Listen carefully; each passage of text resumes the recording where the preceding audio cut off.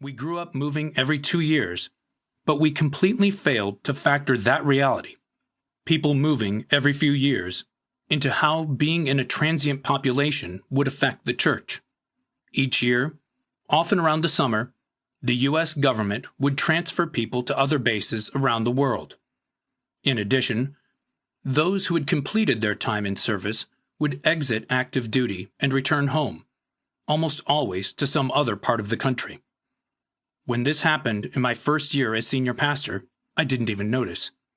We had grown some, so the numerical impact wasn't significant, and I was still too enamored with the reality that I was the senior pastor. The second summer was different. I woke up one day to find that the nursery coordinator, children's church director, Sunday school coordinator, and some of their key people had received orders and were being transferred. Our whole children's department was headed out the door in a matter of weeks. 2 elders were moving to pursue master's degrees, no distance learning in those days, and another was taking a job in a different state. We were overwhelmed, operating a church that was a spiritual hospital, and Uncle Sam was transferring our leaders away without bothering to ask permission. At the end of 2 years, it was clear to me what I didn't have. I was losing the leaders whom someone else had built, and I didn't have the right people in the church to replace them. I needed better people, so I began asking God to send them. Instead, God sent a videotape. What I did have. People occasionally give pastors some stuff to read and watch. At first, I felt obligated to read and watch it all, but it wasn't long before a stack began to form on my desk. People would say, "Did you read it?" And I'd say, "It's in the stack." This seemed to satisfy most people, but you can't get away with that when an elder gives you something to watch. After being asked 7 or 8 times if I'd watched it, I decided I had to get this videotape out of the way. I went to the conference room and set the TV VCR combo, it was the 1980s, at one end of the table. I sat at the other end with other work spread out in front of me. The plan was to watch the video while I worked so I could check off the box of obligation.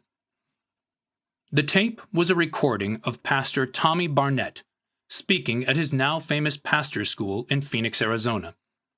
I listened happily until I heard him say, "All you need to reach your city is already in the house." I looked up and thought, did he really say what I thought I heard him say? So I rewound the tape and played it again. Sure enough, there it was. All you need to reach your city is already in the house. I could not believe my ears. I was incredulous. I said out loud, "That's easy for you to say. You have 10,000 people." And I let the VCR play on. But my mind was stuck, and I couldn't shake it. So I rewound the tape. Barnett said the same thing. This time I argued. I literally shouted at the TV, as if Pastor Barnett could answer me. "You shouldn't tell pastors stuff like that. Some of us have a bunch of people on our hands who are a real mess, and it's irresponsible of you to spout trite platitudes like that." I moved on, but I was drawn back to Pastor Barnett's words.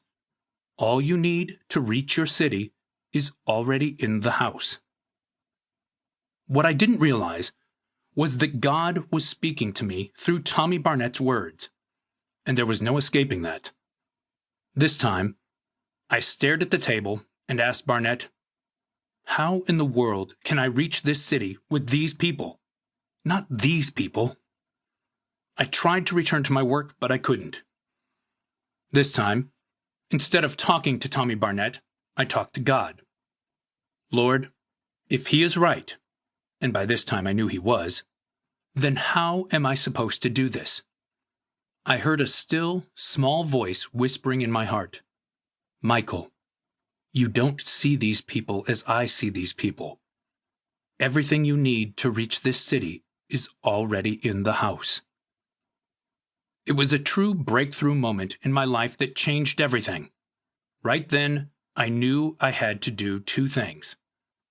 First, we were sitting on a gold mine in terms of the lives of people who had been helped by God.